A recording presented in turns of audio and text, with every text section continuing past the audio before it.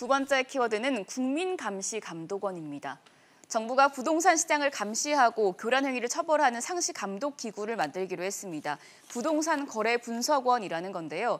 개인 계좌까지 들여다볼 수 있는 권한을 부여하는 방안도 추진한다고 하더라고요. 네, 어저께 홍남기 부총리가 이 부동산 규제 대책 장관 회의에서 털어놓은 얘기인데요.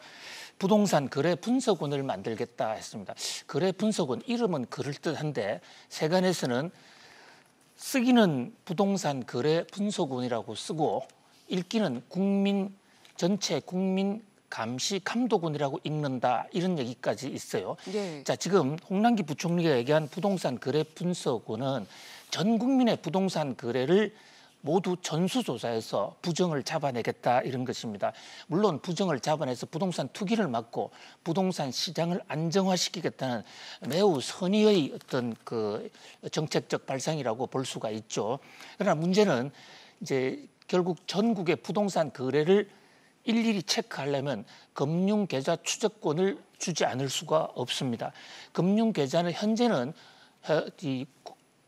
법원의 압수영장이 발부되어야만 되는 것을 이 부동산 거래 분석원이라는 곳, 국민감시감독원이라는 곳에서 장악을 하게 되면 부동산뿐만 아니라 우리 국민이 돈으로 무엇을 하는지, 오늘 아침은 무엇을 먹었는지, 내일 저녁은 무엇을 먹을 것인지를 미리 모두 세세히 알게 되는, 그야말로 조지 오웰이라는 유명한 작가가 1984년이라는 소설에서 그 유명한 빅브라더, 모든 걸 감시 감독하는 빅브라더를 소설을 써내서 과연 이런 세상이 가능할 것인가라는 지적이 있었습니다만 2020년 한국에서 드디어 빅브라더 세상이 올 수도 있다. 이런 지금 국민들 간의 감시 감독에 대한 공포가 좀 나오고 있어요. 예. 중국에 많이 가보셨죠? 예. 예, 중국에 가면 좀 오래된 집에 방문을 해보면 집에 화장실이 없습니다. 예. 공중 화장실을 쓰죠. 화장실만 없는 게 아니에요. 많은 집들은 문화혁명 때 지어진 집들은 식당도 없습니다. 집에 왜 이게 없어졌느냐.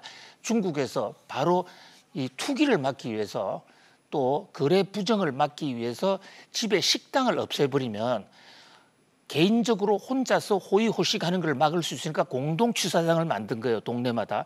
그 후로도 감시 감독이 잘 안 되니까 이번에는 집집마다 화장실을 없애서 공중 화장실을 만들어서 그 사람 화장실을 통해서 이 사람이 무엇을 먹었는가를 화장실 체크를 해서 부패를 발굴해냈어요. 예. 그 결과는 참혹했습니다. 개인의 사생활을 침해했다라는 이런 문제뿐만이 아니라 사람들이 남의 집 화장실에 가서 이 배변을 보는가 하면 뇌물의 수가 훨씬 더 고도화되어 버렸거든요. 그러니까 많은 정책들이 정부의 선의와고는 달리 또 다른 이 사이드 이펙트를 낳을 수도 있다는 것을 중국의 문화혁명 때 중국의 집에 이 화장실을 없앤 사건이 단적으로 보여주고 있는데요. 정부가 만들겠다고 하는 이 지금 부동산 거래 분석원을 보면서 중국의 화장실 참사가 생각나는 것은 저만의 우려일까요? 네, 부동산 거래 분석원에 대해서 이야기 나눠봤습니다. 계속해서 세 번째 키워드로 가보겠습니다.